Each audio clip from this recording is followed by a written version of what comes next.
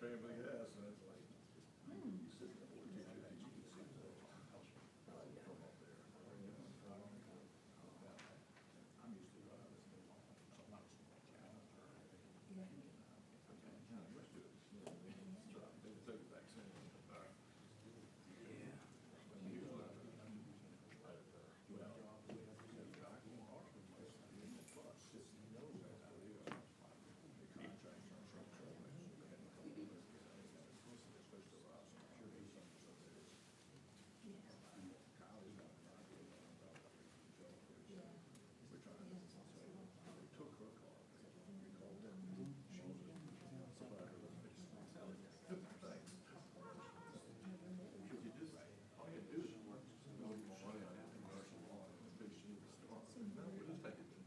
We'll get back to you in a couple months.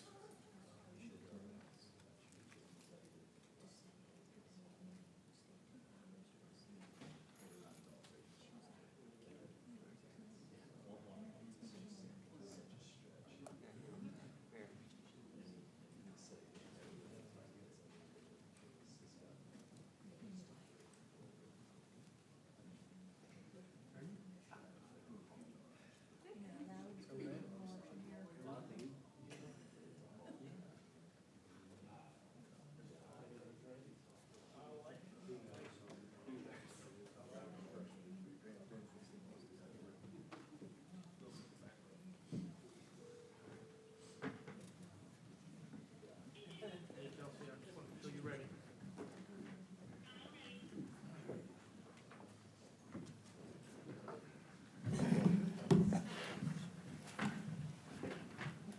Doing good? I am. Good Thanksgiving. Good. What's not that like? Right? What's not that like? Food, family.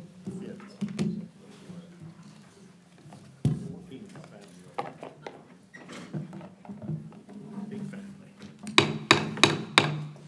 Welcome, everyone. I'd like to call the December 2nd, 2025 meeting of the Marine Resources Commission to order. Please stand for the Pledge of Allegiance led by Associate Member Branson, followed by invocation by Associate Member Erskine. I pledge allegiance To the flag of the United States of America and to the republic for which it stands, one nation, under God, indivisible, with liberty and justice for all. Let us pray. Thank you, Lord, for giving us this day to meet here at Virginia Marine Resources Commission and discuss important marine resource issues. Allow us the knowledge and wisdom to properly adjudicate these decisions. For this we pray, amen. Amen. Thank you, AJ. Thank you, Will. Appreciate you. Once again, welcome to the December 2nd, 2025 meeting. We'll start off with approval of the agenda. Is there any corrections, deletions, or changes from the commission members or staff to the current agenda? I see everybody shaking their head no. That being said, matters before the commission. Move to approve. Motion to approve. Second. Associate Member Branson. Second. Got a second from Associate Member Edwards. Any further discussion? All those in favor say aye. Aye. All those opposed? Motion carries 7-0.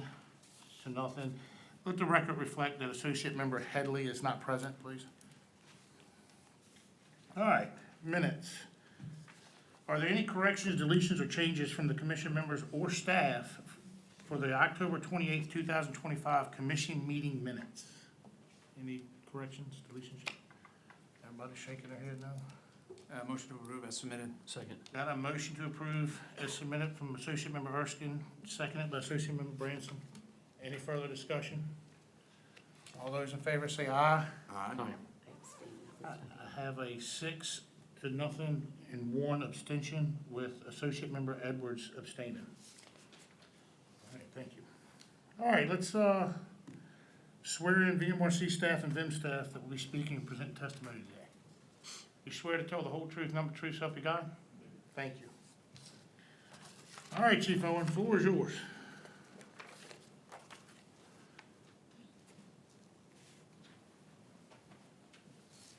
Mr. Commission, good morning. If I may, on the page 2 items, I'd like to call an audible. Item 2A I was speaking with one of the two partners of the LLC this morning, and there was an inadvertent omission of the return walls for those proposed bulkheads. I believe, I don't believe we have to re-advertise. I think they can, if the commission finds favor of the application, I would want to maybe see 2A handled differently from the rest of the cases under separate motion to allow, if it can be approved, with the, upon the revision, or that would show the additional return walls. You don't build a bulkhead without return walls. So if you're going to approve it, that would not be additional wetland impacts. So is your request for to remove it from the block? To remove it from the block and consider 2A separately from 2B through 2G. Okay. And then if, whatever the commission's will is. Do I have a motion?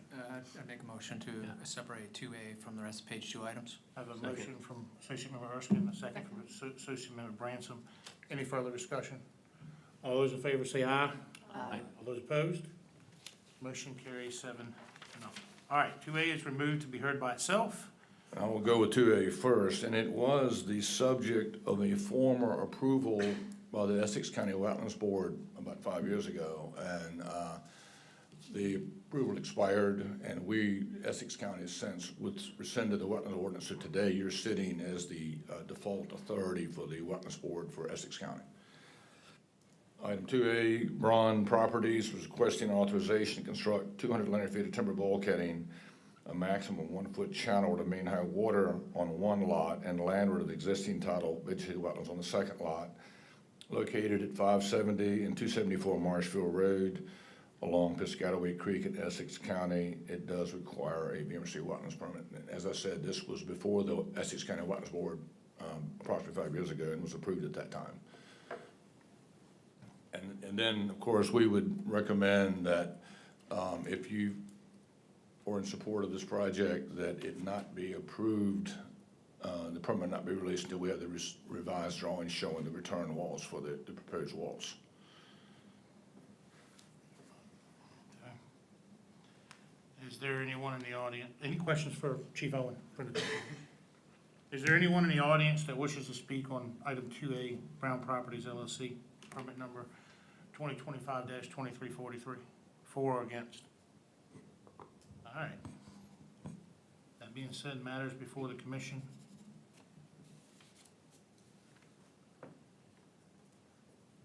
Is there an existing bulkhead there now?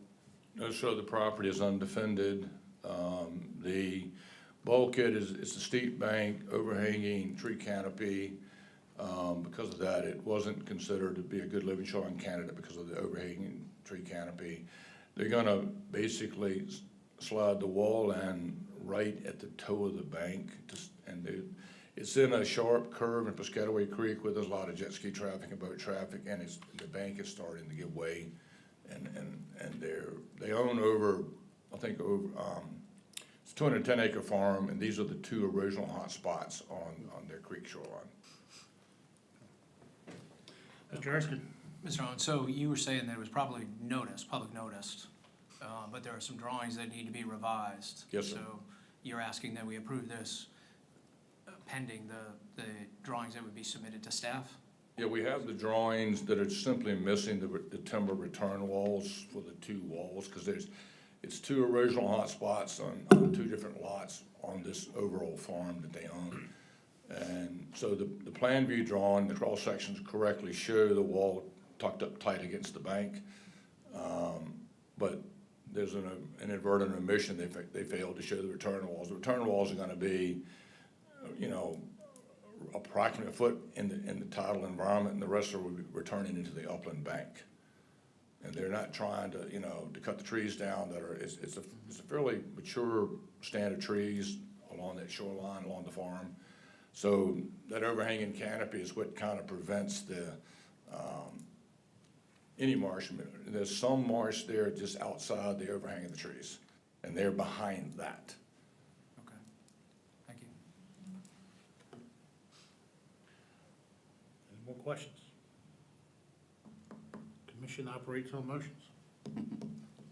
Make a motion, Commissioner, to accept, on the contingency that they modify the drawings per staff's request. Motion To motion to approve with the caveat of the revised drawings being submitted properly to staff. Second. I got, second from Ms. Edwards. Got a motion to approve with revised drawings from Mr. Preston and a second by Ms. Edwards. Any further discussion? All those in favor say aye. Aye. All those opposed? Any abstentions? Motion carries 7-0.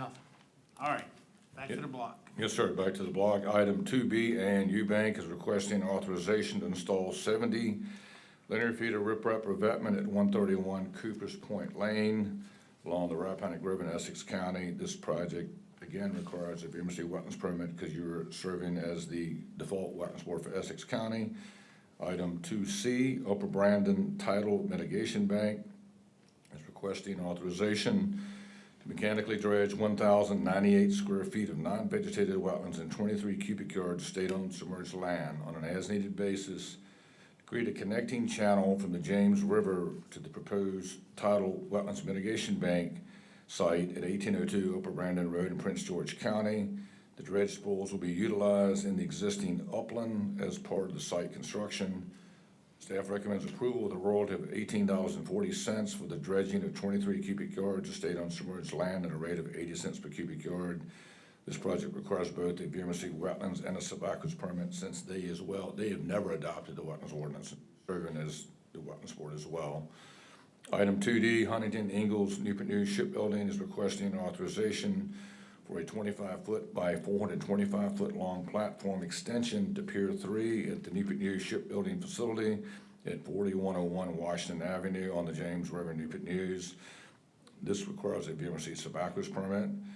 Item 2E, City of Norfolk is requesting authorization to place 6,500 cubic yards of sand nourishment along 1,050 linear feet of shoreline between 13th View Street and 11th View Street behind Taller Place, and approximately 43,000 cubic yards along 4,550 linear feet of shoreline from Sarah Constant Beach Park to Ocean View Beach Park along the Chesapeake Bay in the City of Norfolk.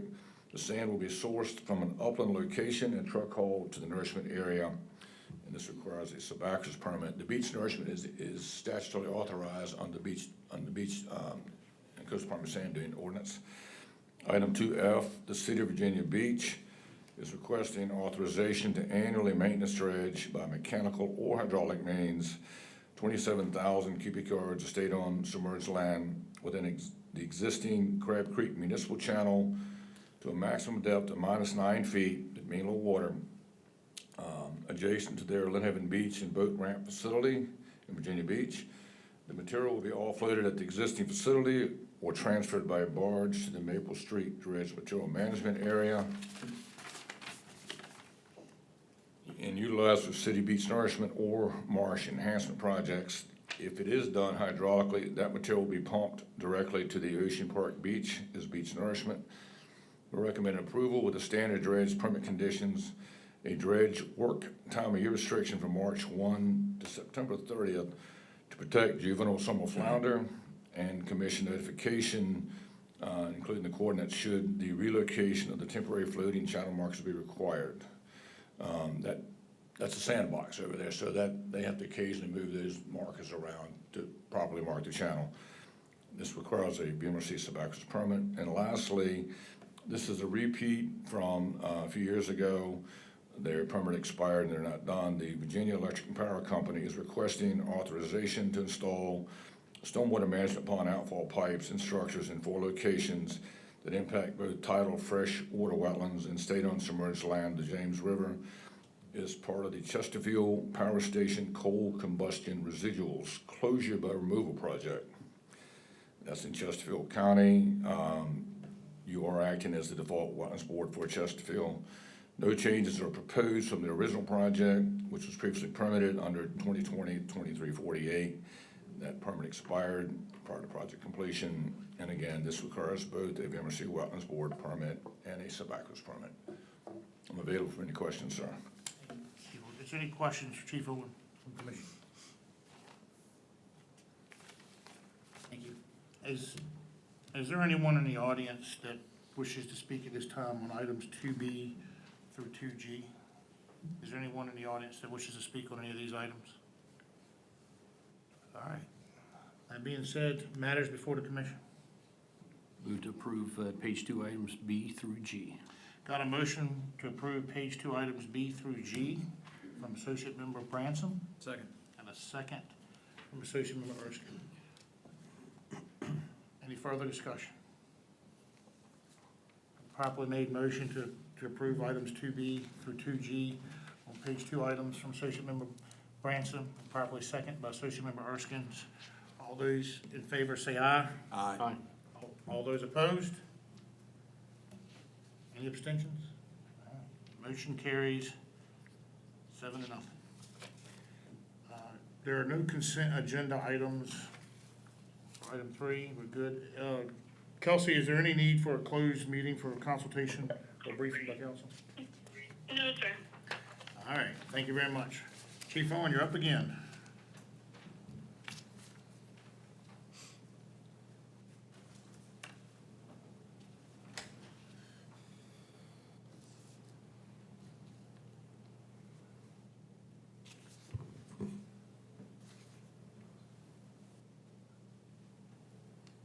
Mr. Corey Schultz is requesting authorization to construct a private, non-repairing pier, dual slip, open-sided boathouse and gazebo at 659 Villa Road in the town of Claremont along the James River in Surrey County. This project's located in Claremont, approximately 9 miles upstream of Jamestown Island. And for those of you familiar with the upper seed beds, about 17 miles upstream of the seed beds that are in the Tribal Shoals area. So this is entitled Freshwater. Little history of Claremont, there, it once served as an industrial port and a railroad terminus. There's a sandy point out there, and there's a number of homes on the point, some of which have piers already. This is a family cottage. It's importantly, all of the lots out there, you see them platted behind that yellow area are platted short of mean low water. We've worked with the Commissioner of Revenue. All of those homes have quit claimed, or certain, or all of them, the applicant has quit claimed the property between his rear property line and the water's edge. And that is an email snapshot on the right top. Basically, the town of Claremont views those quit claims as extensions of their non-repaying properties to the water's edge. So they're treated as a waterfront lots by the town of Claremont. Nevertheless, the pier that is proposed is, we're treating as a non-repairing request because of the fact that the lot terminates short of the, this is the lot here. This is the approximate rear lot line. And then they quit claim to the water's edge, and the town recognizes that. This is the home there, looking back towards the land. You turn around, look out towards the river. This is the original pier proposal. You can see that originally the slips were, it's a dual slip boathouse, were facing downriver. This is the plan view showing that as well. The original proposal called for a 120-foot long pier, and what's before you is 144. I'll explain that. The proposed roof height will be 17.7 feet above the deck of the pier. The Schultz family has provided the proof of ownership of multiple vessels, including this 38-foot fountain. That would be the reason for the larger slip in the dual slip boathouse. We subjected this to a standard public interest review, ran an ad in the paper, notified the 2 adjacent parcels that are identified on this slide. The applicant's property is in yellow. The downstream property owner, Ms. Barbara Ziner, has objected to the proposal. And that was for the shoulder of the pier with a downstream approach to the slips. She has indicated that the pier and boathouse will obstruct her view, will devalue her property, and that the large boats calling on this pier will be a safety hazard for her friends and family. In an attempt to address her concerns, the pier head was shifted slightly offshore to that 144-foot length. They turned the slips upriver, away from her. We did share that revised drawing with her, and she responded that while she was more comfortable with the boathouse slips opening on the upstream side, she remains opposed that the structure will block her view and devalue her property. This is my final slide, showing you again the property in question that's applying for the pier, the yellow lot, the downstream Protestant Messina, the slips turned upriver, and that's the plan view drawing. This is the cross section showing the height of the roof, 17.7 feet above the deck. And the larger boat that they do own that will defend the proposed boathouse roof length. And they have multiple vessels, so, and there is, on this slide where my cursor is, can you, hang on a minute. Well, you see the laser pointer here, that is a dual slip boathouse that's been properly authorized by VMRC within sight of the current proposal. That's all I have, sir. Thank you, Randy. Is there any questions for Chief Owen from the commission? Just one, I'm assuming very quick, Chief Owen. These other piers that we're looking at in this image, they were handled the same exact way, non-riparian? Yes, sir, because there's, you know, that's how we've dealt with the town of Claremont, and it's not the only place in the state of Virginia where people find themselves platted short of mean level water, and in certain cases, you know, those properties are considered ownerless, and the safest thing that we understand that attorneys will advise them is to quit claim the property.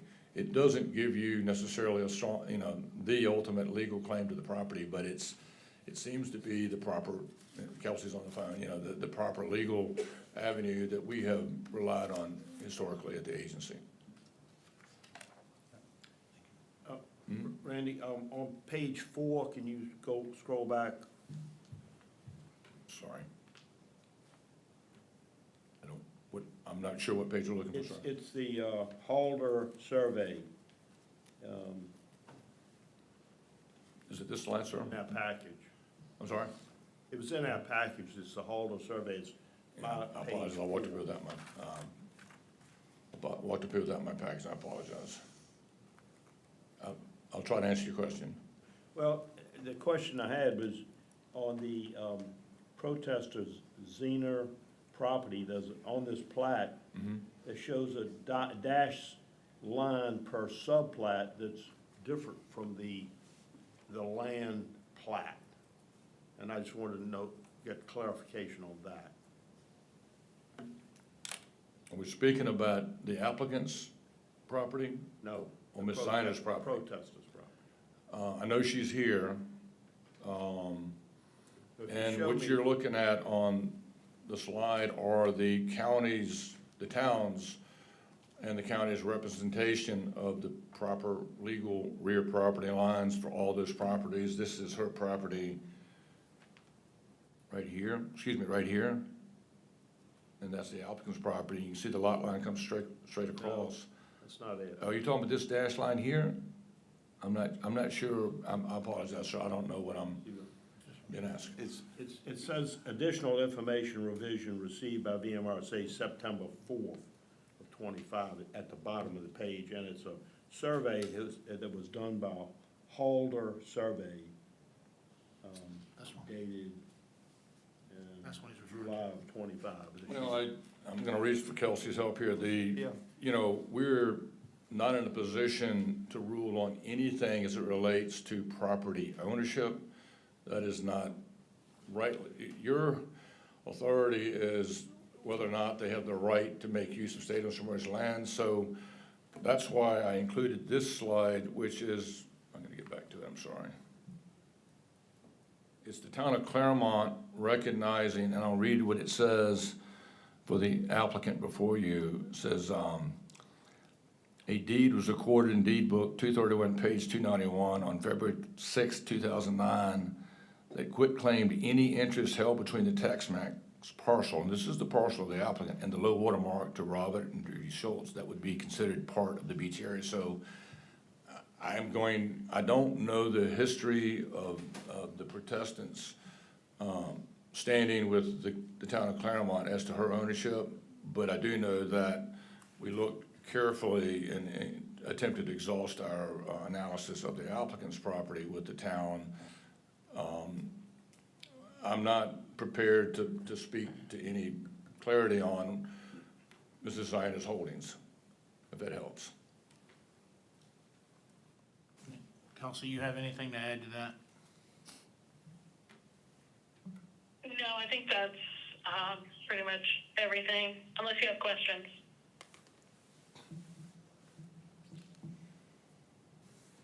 But I do know Ms. Zina is here, sir. Mr. Hurst? Mr. Owen, thank you. The other adjacent property owner on the other side of the applicant, was there any comment, support or opposition from those? We did not get any negative response on either the original proposal or the modified proposal that I'm aware of. Okay, thank you.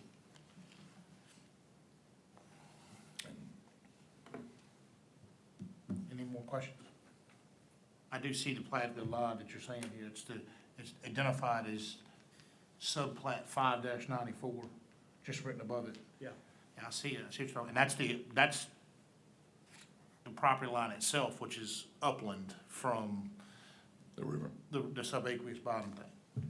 That would be an argument on their upland property Yeah, lines. the slide in front of you is the parcel that is considered ownless by the town of Claremont that was formerly the Harts and Rogers plat. And a number of the property owners have quit claim across that. And It's 146 feet from that line to the mean low water mark. you know, and that is approximately the same distance or further for the Schultz property. Since if you look,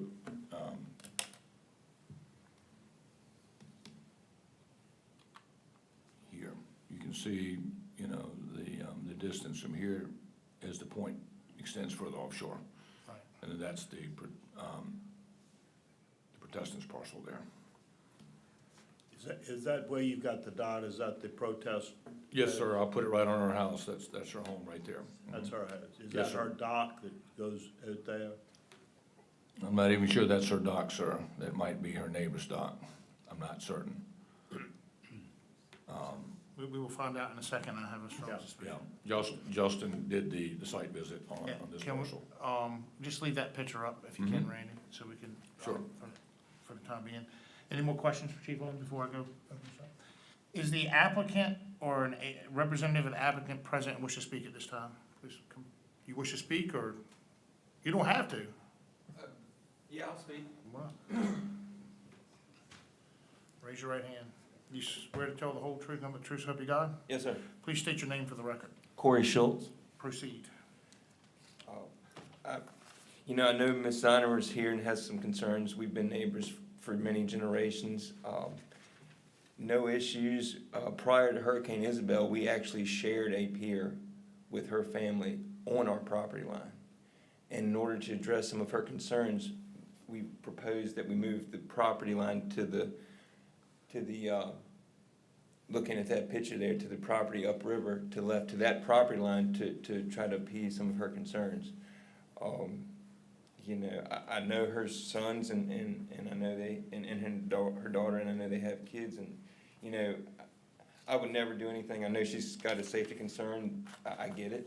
I have nieces and nephews that are very young, just like her kids, so I understand her safety concerns. That's why we've modified the pier several times, and we've been working on this since last December with our contractor over here. Thank you. You have any questions for the about commission? property lines or? No, thank you, sir. Thank you. Is there anyone else in the audience that wishes to speak on this matter at this time? Please come forward, ma'am.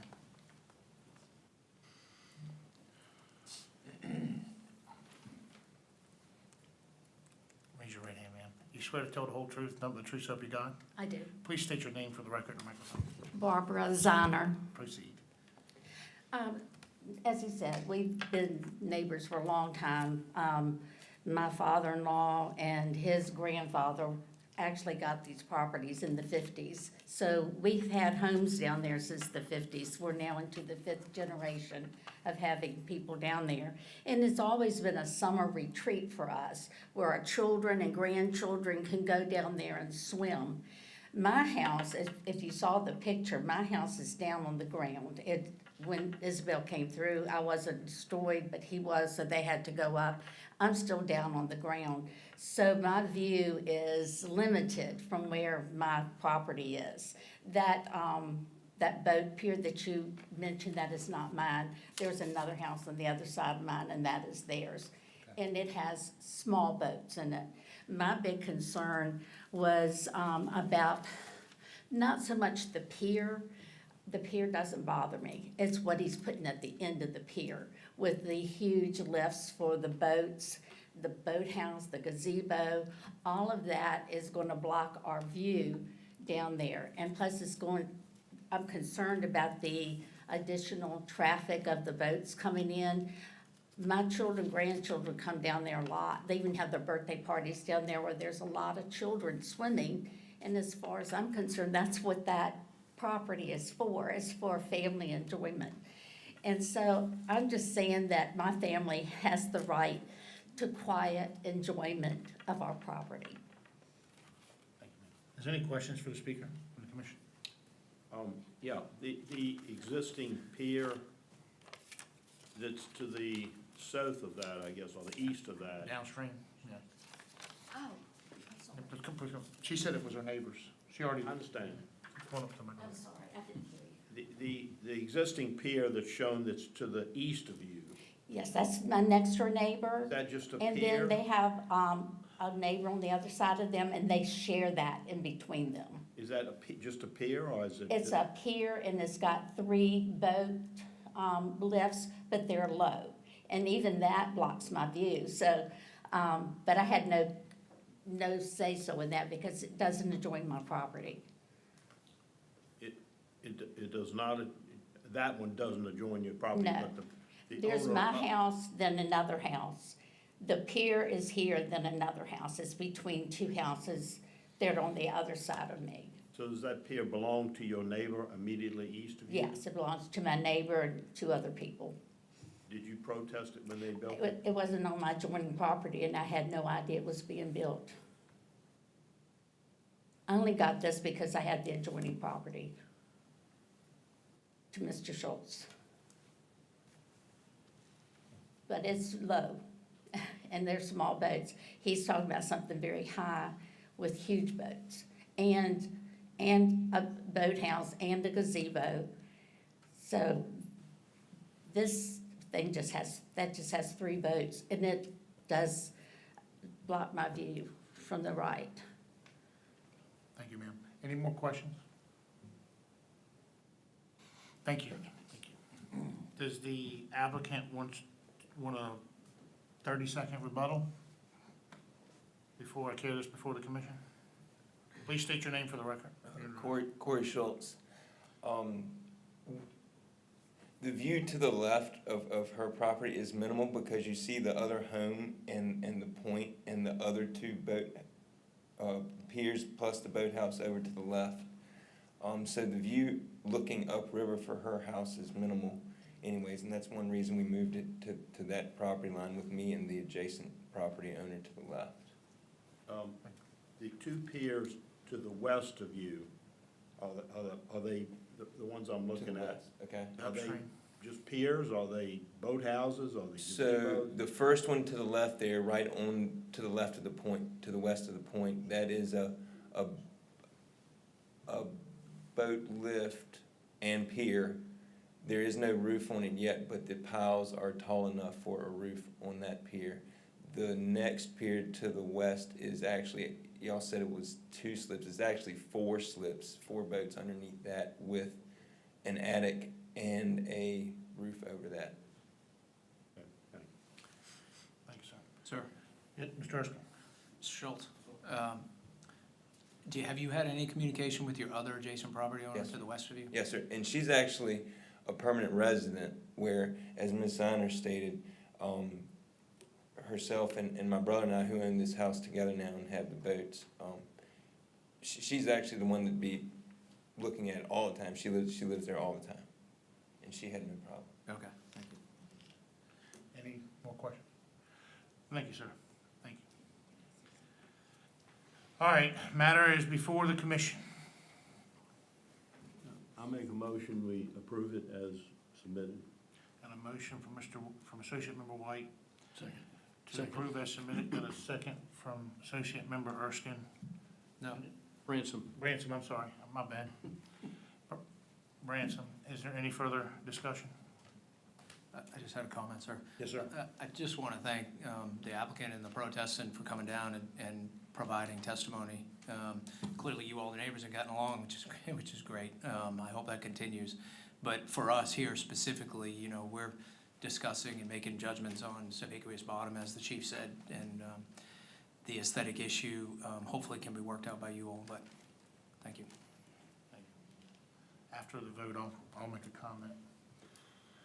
All right, that being said, we have a properly made motion to accept and approve the permit as submitted from Associate Member White. It's been properly seconded by Associate Member Branson. All those in favor say aye. Aye. All those opposed? Any abstentions? I'm gonna abstain just because I'm on the fence on this one. So I'm abstaining. All right, so motion carries 6-0-1 with Mr. Hand abstaining. I want to say thank you guys for being very civil. That's good to see. It's refreshing sitting up here to see neighbors being civil about that. I know it's a tough decision. I'm very familiar with that area, and I remember what Isabel did to it. It destroyed that park there, never to come back. I was out there when that happened, and that area was devastated. And so, you know, you guys do the best you can to stay neighborly as you can, because y'all went through some severe times. It was probably, for a small area right there, was probably the most affected, or one of the most affected on the entire James River. That wind came around, and that wind went against that wind went against the outgoing tide. It just wiped y'all right out. And so, I seen the devastation firsthand, and I can tell you, my heart's with you guys. Stay neighborly, keep your head up, and thank you guys for being civil about this.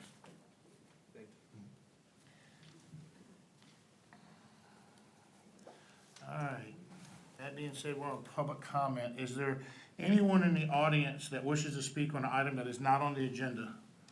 Please come forward. Raise your right hand. You swear to tell the whole truth, nothing but the truth, so help you God? I do. Please state your name for the record. Brandon Martin. Proceed. I'm here today to ask the commission to please reinstate my oyster license. What it all boils down to is I forgot to pay my user fee last year. All my reports have been filed. I've been diligent on all of that. Fell into hardship. I had to take a second job as a mechanic. I wasn't on the water last year, and I did not know you guys were pulling license if we didn't buy that fee. I went to get the fee this year, and I wasn't allowed to. I'm just asking for you guys to please reinstate my license. Any questions, thoughts, concerns? Is there, just one question, this is Yep, probably for Mr. staff, any other issues of the past history on this particular license? Mr. Martin contacted staff last week and invited him to come in front of this commission. He did purchase his license 2016 all the way through 2023. He did not purchase it in 2024, which doesn't allow him to purchase it here in 2025. It looks like over the last 5 years, it's a license he has used between 2020 and 2023. I looked through violations and things like that. I believe that's what you're asking. He doesn't have anything in the last 7 years. I think there was one way back in 2018. Understood, thank you. Any more questions? Mr. Branson? Captain Martin, you're expecting to use that license this year? I mean, you had a hardship last year, mechanic job this year? Yes, sir. Okay. That was my intention. I went to go purchase my license in order to work. Saks has opened up December 1st, and when I went in there to purchase them, the guy told me I couldn't, and I was like, well, that's strange. And then I found out about the user fee not being able, if you didn't purchase it last year, to carry on. Any more questions? Mr. Erskine? Sir, at what time of year, when you previously purchased the license, what time of year would it be actually come in to purchase the license? I usually do it right before the season starts. So depending on what's going on. If we were to work in James River, which was sometimes open in October, sometimes November, depending on whichever was open. Okay, thank you. Yes, sir. Any more questions? All right. Matters before the commission, I guess, I'll it's up to move you. to grant Mr. Martin authorization to regain his license. A second. Got a motion from Associate Member Bransom to reinstate his license and a second from Mr. Preston. I am assuming that is paying back the With past paying due the fee. past I got you, years. Adam, I seen you coming up. I got you. So, all right, so I have a motion from Mr. Bransom and a second from Mr. Preston to reinstate the oyster user fee and licenses with the caveat that you have to pay back last year's, or pay last year's fee as well. Any further discussion, Mr. Erskine? Has it been seconded? Yes. Okay, so just discussion. This is a question maybe for Chief Kenyon, that should we not approve this, I guess, in this case, when he comes to request this, a public comment, what would be the recourse for the gentleman? Just to simply purchase from someone else a Yeah, license? so the only way he would be able to purchase a user fee would be a direct transfer from someone who's already in the fishery. So that would be the only other way back in. Thank you. I guess as a follow-up, sir, I only say that because, you know, it's pretty important that, you know, you pay the, instead of coming here, you know, it could have gone, or may go a different way and put you in a position where you couldn't participate in the fishery, and that's not really what we want, you know, for people operating in the fishery, so. I understand that, sir, and like I said, if I had known that it was getting pulled because of that, it would not even have been an issue. Sure. I didn't know that that was the stipulation on that, because I also carry my peeler license, my gillnet license, my hard crab license, which are not pertain to that. As long as you hold your card, you're able to purchase your license. I just thought it was under the same caveat. I wasn't aware, and I didn't go because I wasn't aware that that was a stipulation. All right. All right, we got a properly made motion for Mr. Bransom to reinstate user fee and pay the last year's as well, the past due user fees. And properly second by Mr. Preston. All those in favor say aye. Aye. All those opposed? Any abstentions? Motion carries 7-0. Listen, you know, we're doing this, it seems like we're doing this a lot, but the user fee for this helps the fishery. Pay the user fee, guys. We can't, I mean, I understand you don't want to participate in this year, but if you want a fishery there in the future, that fee helps with keeping the fishery going too. If I had known specifically that I needed to pay that fee to keep it going, this would be a non-issue. I just was not aware that that was the situation. Well, like I said again, I understand your statement, I don't need you to rebuttal me. My point is you want to participate in the fishery, but you didn't put the money in the fishery to keep the fishery going, and you want to come back in and pay. My advice to everyone, pay your user fee, it keeps the fishery going. Thank you. Yes, sir.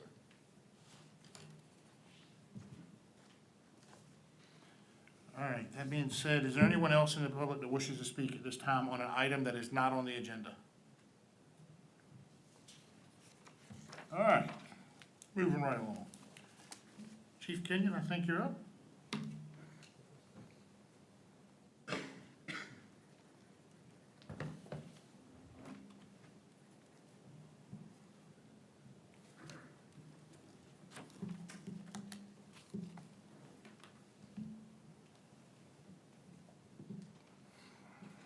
This is a public hearing to amend Chapter 1390 pertaining to shrimp to expand the number of limited entry shrimp trawl licenses.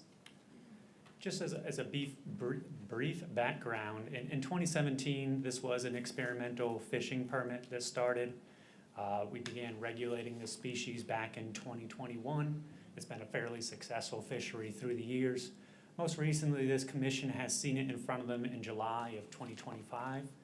At that time, staff was recommending expanding this fishery from 17 licenses, from the original licenses all the way up to 26. This 26 included everyone who had previously had an experimental gear permit to participate in this fishery. At that July 2025 meeting, the commission chose to only expand it to 17 licenses, including the criteria you see in front of you, both having held that experimental trawl permit, but also reporting 1 pound of shrimp harvest to the mandatory reporting program, as well as receiving approval of shrimp gear prior to that July 2nd, 2025 meeting. On September 23rd, the commission voted unanimously to grant an additional 2 licenses to commercial watermen. These individuals had previously held experimental trawl permits, but they did not have any of the reported harvest. At that time, staff said that we would bring this back in front of you in December, because we currently have a regulation that allows for 17 individuals, and now we have 19 in the fishery. So we're bringing this back in front of you at this December at your request to relook at this. Just a brief showing of how the permits have changed over year. In 2017, when this experimental fishery started, in 2025, we moved to that coastal license, including both areas. And this proposal from staff would be the same one from July of 2025, which would increase it to that 26 individuals. Couple regulatory changes you can see in your packet, but also here on the board in subsection 50. We would change that maximum number of shrimp trawl licenses from that 17 up to 26. As a reminder, we do have 19 in the fishery right now. As well as in section B, the criteria would change to anyone who has an experimental fishing permit, and we would remove the requirement to harvest 1 pound, as well as have your gear, and that would align with the 19 individuals who are currently in the fishery as well. And on the back side, in subsection 50C here, what would trigger a lottery for those is if the number of participants fell below that 17, if they no longer met requirements to keep that license of using it, having at least 500 pounds of shrimp harvest. So staff is recommending the same thing from July to amend Chapter 1390 pertaining to shrimp to expand the number of limited entry shrimp trawl licenses to that 26. Thank you, Chief. Is there any questions? Mr. Brown? Hey, Chief, thank you. When we met in September, we talked about, I think Mr. Shackelford and Mr. Smith came forward stating that they had their gear. I don't know if it was inspected, but I thought both of them had reported harvest. No, both of them had not reported harvest. Okay. But they had gear and They had their gear inspected, but they didn't have the harvest criteria. Okay. Because we had a long discussion about this, about the benefit of increasing in Virginia Beach area, 12 to 26, including both areas. And I thought when Mr. Shackelford and Smith came back, they had their gear, they had it inspected, they hadn't reported harvested, and we increased it from 12 in Virginia Beach, because there was 26, 14 on the Eastern Shore permitted, 12 in Virginia Beach licensed, okay? And we're gonna combine it to two areas. One license covers either or area, right? Yeah, so we did combine that into one large area to encompass both. And we those. agreed to make it 17 is what we voted, and now Mr. Shackelford and Mr. Smith made it 19, is that what you're saying? Correct. Okay. So right now, we've authorized 19 in both areas of Virginia, correct? Okay. All right. I wanted to make sure I was clear on that, so. I want to make a point of clarification there too. It's not both areas. We put legislation in to fix it, the Eastern Shore area, because by legislation, we couldn't issue a license. Right. So the administration submitted legislation to get that area fixed and adjusted so you could issue a license for it. So we have shrimp areas, not a Right. separate one. Yeah, we have two areas. The Eastern Shore, 276 square miles, and Virginia Beach, 109 approximately square miles. But the reason the But permit one was- license. Right, the reason it was a license and a permit is by code, it was divided up, and we had to do experimental for an extended period of time. One last question, Commissioner. How is the shrimp reporting been this season? The shrimp reporting has been good. We've gone from daily call-ins to using just our normal mandatory reporting guidelines that also allows them to report bycatch online as well. It comes in the 5th of the following month, so this year shrimp's been pretty slow. We don't have really any finalized data. through, we'll say we have some in October, but November doesn't even do till December 5th. But people are using it, and it has been a good tool to allow them to report. Okay. So the tool is good, understand that, but we don't know what the catch is. Correct. We won't know that till it comes finalized. Anecdotally, it is lower this year. There's not a lot of activity out there at all. I think it was only around like very little amount of harvest. And not much participation, we hear from law enforcement. Correct. Okay. Is that just, I guess it'd be speculation or assumption from, at least from my side, is that just because there's no shrimp? Is that the assumption? I mean, the Just shrimp fishery by nature, we are targeting shrimp coming out of different estuaries, whether it be the Chesapeake Bay or the Delaware Bay.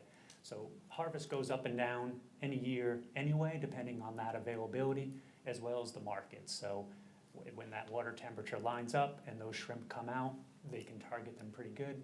But we really are at the mercy of water temperature, availability, and market. So it will vary quite a bit from year to year, which is what we've seen over the last 5-6 years anyway. The best year back in 2020 was almost 400,000 pounds, but really every other year has been 100 or less, 80,000, 90,000. So it does vary quite a bit. Ms. Scott. So this would open up 7 licenses if it passed? Correct. This would include anyone who had that experimental gear permit between 22 and 24, which staff brought in front of in July. So it would be 7 more permits from that 19 that are currently eligible. So would it be a lottery, or would it be only those 7 It would individuals? be only those people who have already had that experimental permit, so have already participated or tried to participate in this fishery in some way, shape, or form. So the lottery would only come in if down the line, any one of those 26 individuals failed to have 500 pounds of shrimp over the course of 2 years, and at which point it would go back into a lottery for, the point of this commission voting that way was to keep these active. We want people to actively use these licenses, not just sit on them as a commodity. Thank you. So have these people, these increased 9 licenses, have they indicated to VMRC or somebody that they want to become active, or do they just have these permits and not using them, or what's prompted this? And so I haven't heard from all 9 of them. I have heard from some, they do plan on using them, they would like it, they do have a market that they could, whether it's in Lynn Haven or different areas of Virginia. So yes, we've got indication that many of them would use it, and if some individuals don't use it, it will go back in the lottery for someone who wants to actively use it. Yeah, Chief, having gone from 12 to 19 effectively in September, has there been any activity reported in the northern shrimp licensing area? I don't know that answer. I don't believe there has, but we're so early in the reporting that I couldn't tell you definitively. I wasn't present in the September meeting. I was on a golf course, watching my youngest son. So I don't quite get the request for it to come back. I don't know how that was stemmed in that meeting, to rehear this. And here's my honest, opinion is, we as a commission made a decision in July, and then for us to then come around in December and make something totally different, from where we were in July, I just don't see the consistency. You might want me to correct you on that real quick. Okay, yes, sir. Before you get too far ahead of yourself. Yes. Because you negated your decision, this board did, when they allowed 2 more in there Yes, later on. that- So and the I wasn't number- there for that. But wait, Yeah, give me a second. understood. So the number has to change to either 19. 19 at least, because you've already unanimously voted Yeah. to add the 2 after you set the number at 17. So you gotta change the number to something. It's gotta at least be to 19, because you've already voted the other 2 in. Agree. So I get what you're saying, but you heard it yourself you chose to hear it yourself as a board during public comment. So we had to bring this here to fix 17 to at least 19. I So get- that's why you're rehearing it. Very clear on that. So- The decision, I wasn't here for that, to be able to hear the reasoning. So understand 17 to at least 19 has to be done today. reflect what our past decisions have reflected. Now, going from 19 to 26, back to the original, there must have been some reason in July why we did not approve the 26 and we upped it to the 17 from where it was. I just have a hard time as far as consistency as a board, what example we're setting to the public eye or even ourselves when we leave out of here. I think that there's zero market for shrimp. It's a tailgate market, other than maybe a retailer purchasing it from that tailgate. It's definitely a different industry from Virginia to North Carolina. So what's the chances that we're really increasing a catch that has been very slow? I guess I'm a little. Well, I won't say it's a zero market shrimp. I think that's a misnomer there. I think it's been a tough market the last couple of years. This year, there's been market, no shrimp. So Go figure. Go figure. But Carolina is smoking them. Yeah. They're smoking them. So, I mean, but there is, so yeah, I do. And some years they have done, I think the first couple of years we had the license out, they did really, really well. But it's kind of, up and down. Market's been tight because the domestic market has been hurt by the farm raising. So they're taking over the market. Any more questions for Mr. Kenyon? I do. Mr. Erskine? Chief Kenyon, so the only way that these licenses can be the 26, if we have to 26, with pre-approved people that had a experimental license before, they have the gear, they're kind of in the fishery without the license, so they would approve those other ones. There's no other way to get a license, there are no transfers, is that right? Correct. This is not a transferable license. The commission set this up with the criteria of essentially, we encourage you to use it by having that minimum threshold of 500 pounds over the 2 years. And if you're not using it and you don't want to participate in the fishery, then we'll open it back up to a lottery for those who might. Okay, so as a follow-up, so the licensee that would be part of the 26 would surrender the license, say I don't want it anymore, and that's the only way somebody new would get in is through the lottery system? Correct. Okay, all right, thank you. Did all 26 of these people have their permits back when we voted on this? Yes, so all 26 of those individuals had an experimental gear permit. They had different levels of participation, whether it be their shrimp gear checked, harvest. Only 17 held all that criteria, except for the 2 that were let in with eligibility back in September. And how many of them have indicated they want to go forward from the 9? We had 17, then we went to the 2 that came up here and talked to us. And then now we've gone from 19 to 26, so we've added 7 more. Staff has talked to at least several of these, and they've indicated they would come in front of the commission and ask for it. But because this was coming in front of the commission anyway for this vote, they might not have to go outside of that through public comment. So yes, I have had people from that extra 9 indicate that they would like this license, they are interested in it. But since it's coming in front of you in December, they have not been here yet. And, have something. But from our discussion in July, I mean, Chief Gear made it real clear. We had 14 experimental permittees on the Eastern Shore, because I'm focusing on that. We had 5 of them report. Only 2 people were active. In 2019, there were 4 reports, 4 trips. 21, there were 3 trips, and 22, there were 2 trips. So that's a total of 9 trips in the whole time we've had this shrimp fishery on the Eastern Shore. That was my reason for the questioning about how much participation in the Eastern Shore. And one thing Chief Gear brought up was the investment licensing part of this. The 14 people on the Eastern Shore who had the experimental permit, the great majority of them never participated. They might have bought gear or not bought gear, but they never participated. And we're talking about trying to bring them back in here as you're eligible to now fish any of the 2 areas that we have. I'm not sure I'm on board with that, okay? Because in the Eastern Shore in 2023 and 24, what was brief, there was no activity on the Eastern Shore for the last 2 years, none. And George Trice came here and spoke, and he's well respected. He talked about 2 boats could bust up the school in a matter of hours. He's talking specifically about Virginia Beach. One boat could work all day, and he was the captain who landed 7,000 pounds in a single day working the area by himself. 8 boats, 30 minutes. They bust up the school, and now we're talking about 26, because in effect, I don't think they're gonna fish the eastern shore. They can, they're right if they're a licensee, but they're not. The reality is, my opinion is they're not. They're gonna go to Virginia Beach, and I think Mr. Hand brought it up very good in Mr. July. Hand?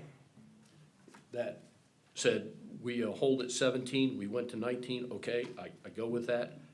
Wait until the season's over and look how it's been. Assess it before we entertain the next year's season regulations, which I think is what we're doing here today. Associate Member Hand. Over to you, sir. Thank you. He has his hand up. I appreciate the staff making an effort to keep this particular license from being a commodity. And I think BMRC needs to do that with a lot more fisheries and licenses. It's my understanding, the idea is to give more people an opportunity rather than close this, or open it up to a few more people. What are the license fees for? I believe this one is $100, but I don't remember off the top of my head. Okay. So it's a relatively small fee. It is, I think it is, I think you're correct. I think I'm correct as well, but. While he's looking it up, is there any more questions? Yeah. Ms. Edwards? Did I hear you say that if we grant 19, that there are other ones that will then come back and ask? But potentially, yes. Of those 9 individuals, I've had several phone calls that said that they meet the same criteria as the 2 people that were led in September. So they would come in front of the commission. The only reason they haven't come is because I indicated this would go in front of the commission in December. If I can make a comment, and potentially, and the reality is if those individuals come and plead their case, we as a commission will more than likely say, go to work. And then we'll have to Based on change the number again. Exactly. Change the number again. And just based off our us Okay, being keep consistent as a board and sending people back to work, that's probably what we'll do. And to maybe correct a little bit what I said, or maybe, originally, Commissioner Green, it was 26. With the original submission, yes, When the it was original fir- submission. So we Staff have not recommendation. really expanded the fishery, other than we've blended the fishery as far as 2 separate areas into one massive. Well, one area as a whole. That's what's, and we're gonna really, the goal of this commission should be consistency based on what's provided, and then based on what has been provided over the last year and a half of my service, is that we always tell people to go back to work unless they have a violation of some sort. So the reality is we'd probably be right there back at 26 and always accepting new changes to regs. It is $100 to answer your question. All right, I thank out you. of the reg for it.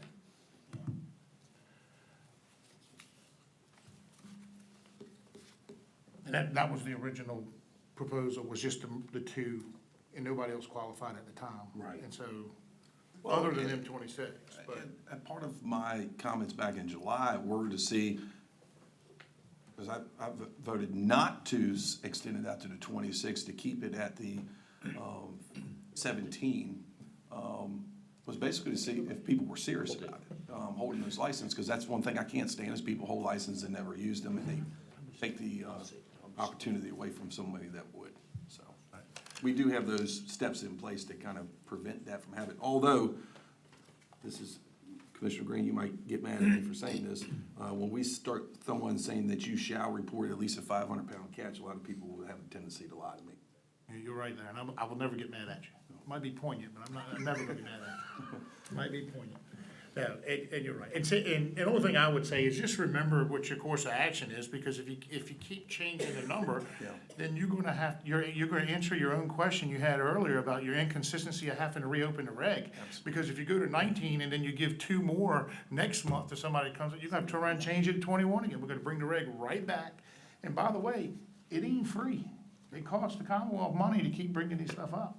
So, there's no such thing as a free lunch. Ms. Kellum? One more question, Chief Kenyon.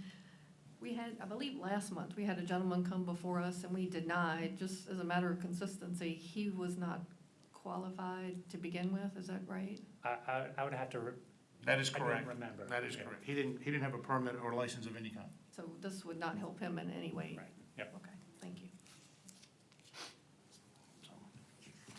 All right, any more questions for Mr. Kenyon before I open this up to the public? All right, thank you, Adam. Thank you very much. Is there anyone in the public that wishes to speak on this? Please come forward.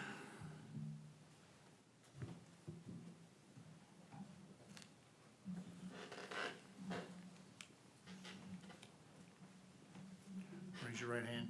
You swear to tell the whole truth, nothing but truth, so help you God? I do. Please state your name for the record. Dirk Sanford. Proceed.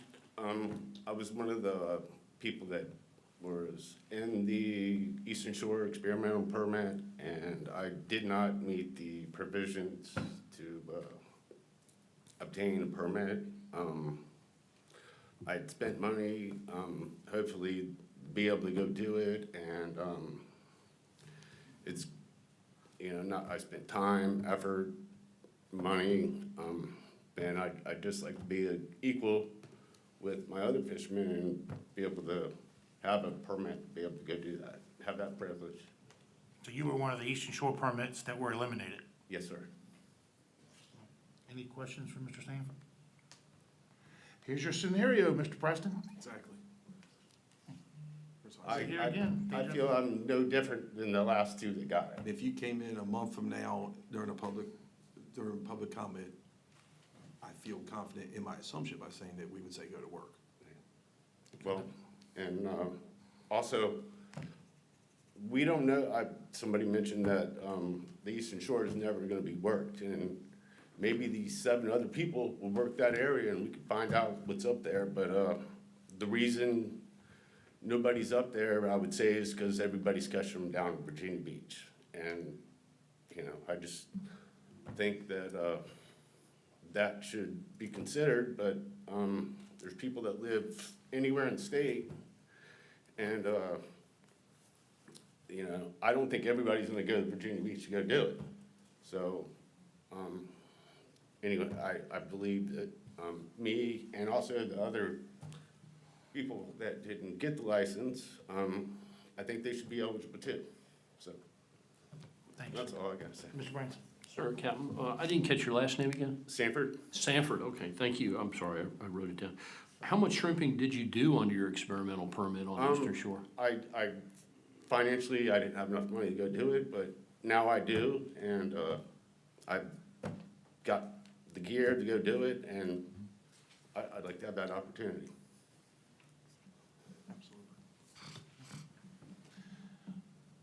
Any more questions for Mr. Stanford? Yeah, Mr. White? Chief Kenyon, have the 26 people paid for their licenses? Well, can I comment real quick on that? The 14 that had a permit, experimental permits are free. They never had a license. Only a handful of them got in. So those who didn't get a license and permit was on an experimental and was free. Mr. Sanford is one of the experimental ones that didn't get in, which means he had a experimental permit, which is no fee incorporated with the experimental permit. So he would have only licenses we charge for. Does the experimental permit allow them to shrimp the whole season? Or do they have Only in the Eastern Shore area was all it only did, the Eastern Shore area? was what that did. You had a license for Virginia Beach, you had an experimental Right. permit from there. Right. We had to change the code to get it so you could get a license up there. Am I For the right? 26, would that affect the Virginia Beach as well? It's just all together. It's all- 12 and so it'd be 14 26. total. Now, my question is, have the 26 licenses paid the $100 fee? They're not eligible, the other ones are not eligible. Only 17 are eligible right now. 19. I know, but if we pass the 26, Yeah. would they have to pay the $100 to reinstate their license? Or instate because some of them never had The it. acquired So license. Whether they use it or not. If this was expanded from 19 to 26, those individuals who are now eligible for the fishery would have to purchase that $100 license in order to go and work that gear, Whether they use it or not? whether they use it or not. Right.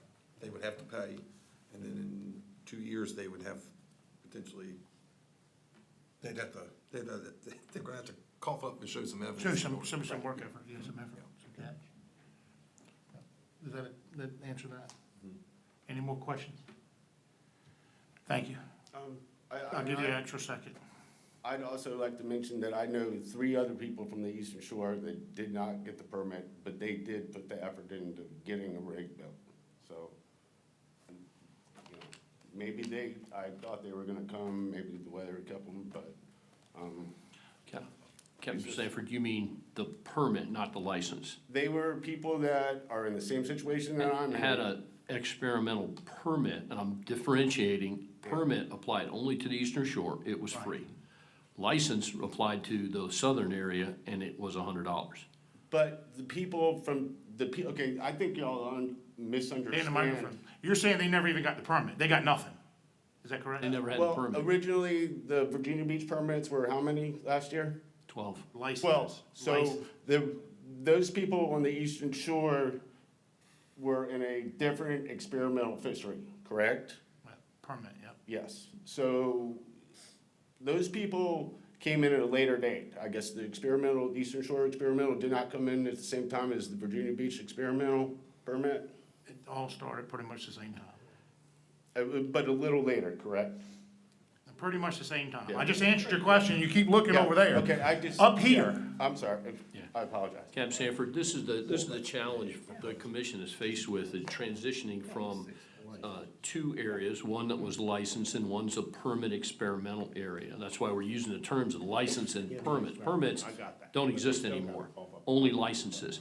And so this is the challenge we have in transitioning this fishery, and part of that is our due diligence to make sure that we don't over-license a particular area, but we have 2. But the ugly truth of it is that we have the Eastern Shore that has not been shrimped much, but except by a very few number of individuals. We have another area to the south that's a little more than a third of the Eastern Shore, where everybody is fishing, shrimping. And the risk to our fishery is we put too many people into that area and cause a problem, because it's only 3 miles wide and X amount of miles long, and we run the risk of causing a lot of problem. That's why one of the discussion points in July was do 17, we ended up doing 19, okay, and then wait and see how it goes after the chief of fisheries has an opportunity to evaluate all the data after it's all been turned in and the season's closed, evaluate it and come back with a staff recommendation to say, this is how it turned out. Then let's make another decision, because right now there's no experimental area. There are 2 shrimp trawling areas in the state of Virginia, and there's 1 license, and 19 people have that license. So Thank you, you said it elegantly. Thank you. Very good.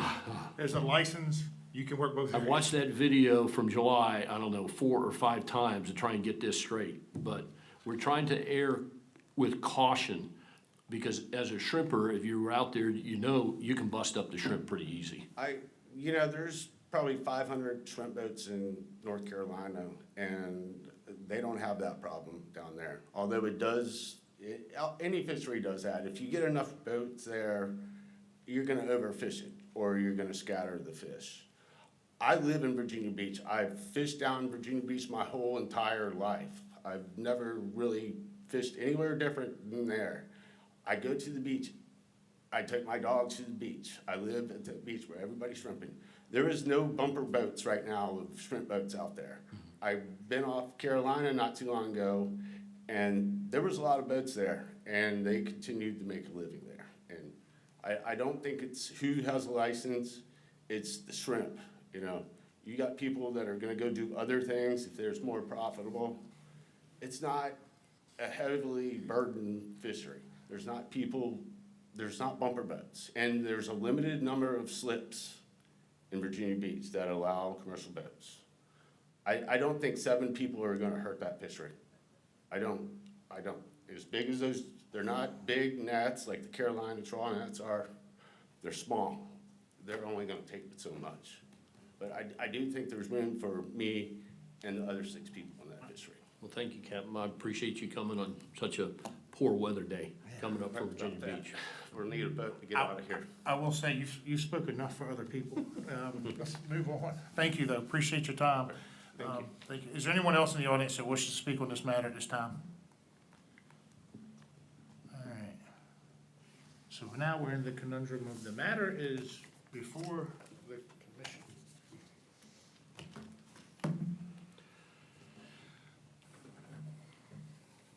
Commissioner, I'll say something. I'll be the first to admit that I mistakenly believe that when we added Mr. Shackelford and Mr. Smith from September meeting, that they were part of the 5 that we grew to 17. That's my error. And that's what I thought, so we weren't going more 17. But going to 26, what Captain Trice mentioned, because he is such a respected waterman in Virginia, whether it's, dogfish, sharking, shrimping, blue catfishing, you name it. He's probably one of the most knowledgeable and successful shrimpers we had, and he voiced a matter of concern. He's a Virginia Beach licensed shrimper about the number of boats and the risk that it has. And Virginia Beach is such an attractive area because it's been pretty much mapped out. Chief Gear in July showed us exactly where everybody's fishing. That doesn't mean that more people can go further south, but the fact of it is Virginia Beach is the draw because it's the least risky and the most profitable for shrimpers. But I am not in favor of 26. If 19 is what we need to balance the book, so to speak, I'll accept the risk of shrimpers coming in the next few months to say, hey, can I get in this as well? And my voice would still be the same, as that 19's the number. And we ought to hold it until we assess how much 7 additional entrants in Virginia Beach or the Eastern Shore have. So that's my thoughts. Thank you, sir. So we might maybe think about splitting the difference between the 17 and the 26 to allow for some people that have called Adam to talk about reinstating their licenses and create, say, 22 or whatever the number might be or something. It gives us some room. We've got 2 more, which takes us to 19. We have no room. Next month, in January, we're gonna be public comment. There's gonna be maybe 1 or 2 shrimpers standing here wanting to reinstate their licenses because they've got the year and they've got all the stuff, and we'll have to vote on that again. Maybe we ought to give ourselves some room to accommodate them so that we don't have to do this next January. Well, in response, I think that the first thing that'll happen, and it'll be this afternoon, is if we go to 22, is that Adam Kenyon will get a number of people saying, hey, I want my license. And he's kind of bound to do that. And so the person who may or may not have wanted it is gonna get it. The best comment from July was, and it regarded 17, not 19, was to do 17 and quote, we evaluate the impact later in the year. We don't know how much 7 additional entrants in Virginia Beach and the Eastern Shore is gonna have.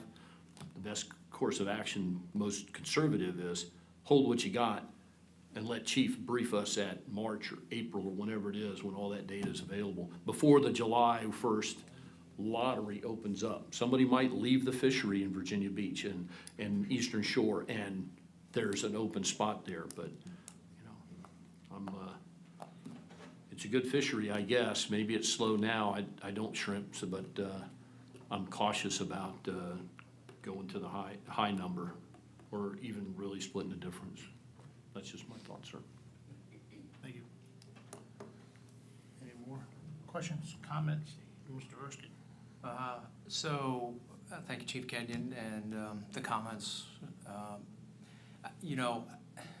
This is our job up here as stewards of the marine resources. So we have what was an experimental fishery, and now there was some interest, and my understanding was there was harvest that was good year, and then, there are harvests that weren't so good. That's fishing. I mean, that's commercial fishing, and that's the way it is. I think in terms of the 2 areas that are there, it's not unlike the oyster fishery where we would open some areas and we're afraid or concerned there may be boats that go to one area and are doing bumper boats in there because the other area didn't have as many oysters. That just happens in these types of fisheries. I think it's our job to balance, the marine resources, whether or not we think it's being overfished or too many participants, with the livelihoods and economics of this. So I'm not as concerned about going to 26 and allowing people to get into this fishery that had a stake in it to begin with. And then we do look at this at the end and make changes as we go and see what the fishery looks like. But it sounds to me like there was some harvest in these areas, and it's maybe fallen off for whatever reason this year and hasn't picked up. So that's where I am at this point. If I can comment with him. Sure. And I think the only way we increase the activity on the eastern shore is to increase the license number. So if it becomes too populated in Virginia Beach, somebody's gonna move to the eastern shore. Not saying that that's the method, but that's reality when it comes to any fishery. Crab fishery is the same way. It can be overfished in one spot to the next, and you follow the crabs. And much like this is set up in the same kind of concept, where there's an area where we kind of, that you can, we're still restricted a lot more than the crab fishery is, but it's a similar setup. Max amount of number of license, and you can fish in this area. So I too, likewise with my fellow commissioner. Question for Chief Kenyon. The Eastern Shore permittees last year, there were 14. Only 7 of them had their gear inspected, which was a condition of getting their license that we established in July, right? And 2 of those individuals were who we brought back in September, who fished but didn't have inspected gear, the ones I mentioned, Shackelford and Smith, I believe. They didn't have their gear inspected or not, I'm not sure, because this is all blending together, but my point is that only half of the Eastern Shore permittees and the experimental permit actually even had their gear inspected. Yeah, so back in July, staff evaluated this and recommended the 26. Staff still recommending the 26. That hasn't changed. The 17 came in from those additional criteria this commission put in, both harvesting the shrimp as well as having their shrimp trawl. And I don't know which one has which. I don't have that in front of me, but the 2 that we let in, that this commission voted to let in, did not meet the criteria of having their gear inspected as well as harvest shrimp. So they did not meet that criteria of the other 17. Were we hearing it all over again? Yeah. So, any more questions? Matters before the commission? Ms. Edwards? I'd like to make a recommendation that we accept and amend Chapter 4, Virginia C-20-1390, pertaining to shrimp, to expand the number of limited entry shrimp trawler licenses. To, 26. so is that a motion? It's a motion. Got a motion from Associate Member Edwards to increase the license to the 26 number. Second. Got a second from Mr. Erskine. Any further discussion? I have a motion to move it to the 26 with the required eligibility of, that previously has been discussed from Ms. Edwards. Properly second from Mr. Erskine. I think, my only comment is I think we should hold what we have and evaluate it later in the year after we actually know how this season and the number we've already increased existed. That's why I won't support that. I think by raising it to 26, supply and demand really runs any industry. And if 26 is not the right number, it's too many, then some people are just not going to go out there. They'll go out once or twice and then they'll drop by the wayside. And it'll level the playing field, and at the end of the year or next summer, we'll be able to look and see what maybe the number should be. Well, I don't think we can take it back. Raising it to the 26 and checking it next year and let supply and demand drive this thing. Commissioner, I don't think, once we establish 26, you can't really take it back, can you? I don't think so, but we established 17. And we increased, but I don't think we can ever go We're back. gonna beat this back and forth, so. All right, I have a properly made motion That's been properly seconded? Sir, I do have a question before we take a vote Mhm. of Chief Kenyon. So the harvest, is that a requirement, 500, at least 500 pounds reported in the previous 2 years? In order to maintain commercial license? That is a requirement to maintain your license through time. So there it is. I mean, if you're not catching 500 pounds, then you're gonna forfeit that license, it's gonna go into Going the to lottery. Okay. How is that validated, Chief? That is validated through the mandatory harvest reporting program. So that program not only has, But there's no seller-buyer like you have with other fisheries, right? if they're selling it to a buyer, we do buyer audits as well to ensure that the individuals who are reporting that and the buyers are reporting the same thing. So we do have a check and balance system for a mandatory harvest reporting But program. if they're selling at the Truck. wharf, Yeah, it's hard. there is no validation of how much they caught, They're required to keep receipts, but okay? They want to keep their license. All right, we have a properly made motion that's been properly seconded to move the number to 26 trawl license to the all eligible recipients. I'm gonna call for a vote. All those in favor say aye. Can you raise your hand, please? All those in favor, raise your hand. I have Associate Member Hand, Kellum, Erskine, Edwards, Preston, and White voting for, and all those opposed. And Associate Member Bransom opposed. Motion carries 6-1. Thank you, guys. Thank you, everyone, for that. I appreciate the commentary. It was in-depth, for sure. There being no further business, the meeting is adjourned. The next commission meeting will be held Tuesday, January 27th, 2026.